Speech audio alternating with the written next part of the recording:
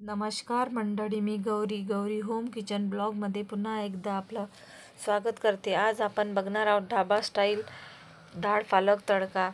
त्यासाठी आपल्याला काय काय साहित्य लागणार आहे तर चला आपण बघूया। त्यासाठी आपण 2 टमाटर बारीक चॉप करून घेतलेले आहे, 1 कांदा बारीक कट करून घेतलेला आहे, त्यानंतर कोथिंबीर सुद्धा बारीक चॉप करून घेतलेला आहे, लसूण सुद्धा आपण बारीक चॉप करून घेतलेला आहे, काही खडा मसाले घेतलेले आहेत, त्यामध्ये 1 दालचिनीचा तुकडा, 1 मोठी विलायची आणि 1 तेजपत्ता घेतलेला आहे। डाळ मी आधीच शिजवून घेतलेलं आहे। त्यानंतर पालक सुद्धा मी बारीक चॉप करून घेतलेला आहे।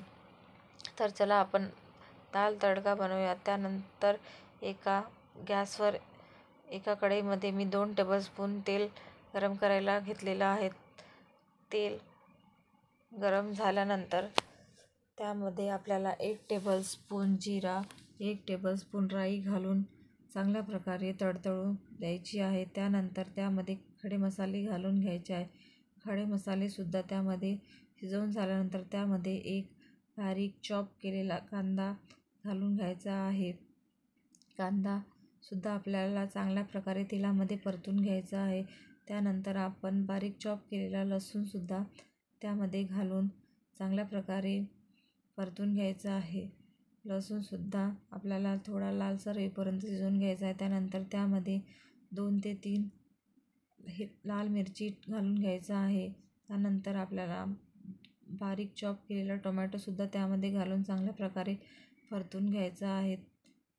परतून झाल्यानंतर त्यामध्ये 1 टेबलस्पून धनिया पावडर, 1 टेबलस्पून हळद, 3 टेबलस्पून मिरची पावडर घालून घ्यायचा आहे। 1 टेबलस्पून गरम मसाला घालून आपला मसाला चांगल्या प्रकारे आपल्याला शिजवून घ्यायचा आहे। तेल सुटेपर्यंत आपल्याला मसाला शिजवून घ्यायचा आहे। तर बघू शकता आपल्याला मसाल्याला तेल सुटलेलं आहे। नंतर त्यामध्ये आपल्याला पालक घालून घ्यायची आहे।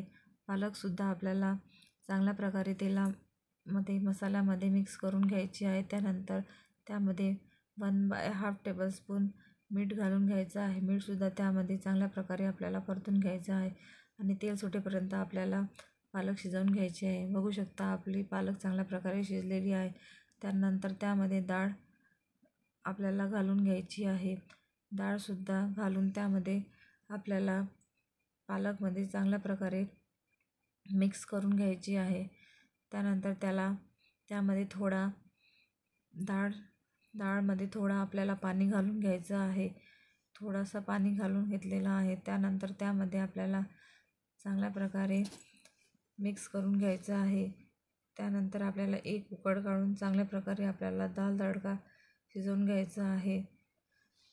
तर बघू शकता आपला डाळ तडका एकदम रेडी झालेला आहे।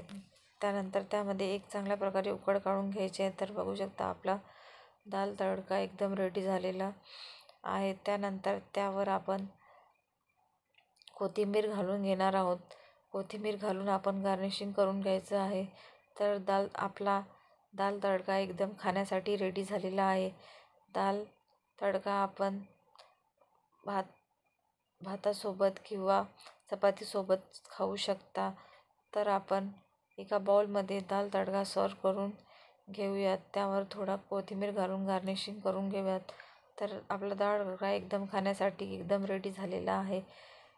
तर ही रेसिपी तुम्हाला कशी वाटली आणि पुढची रेसिपी तुम्हाला कोणती बघायला आवडेल तर मला नक्की कमेंट करून सांगा। आणि अशाच नवनवीन रेसिपीसाठी लाईक करा, कमेंट करा आणि सबस्क्राईब करा आणि असेच नवीन व्हिडिओ बघत राहा।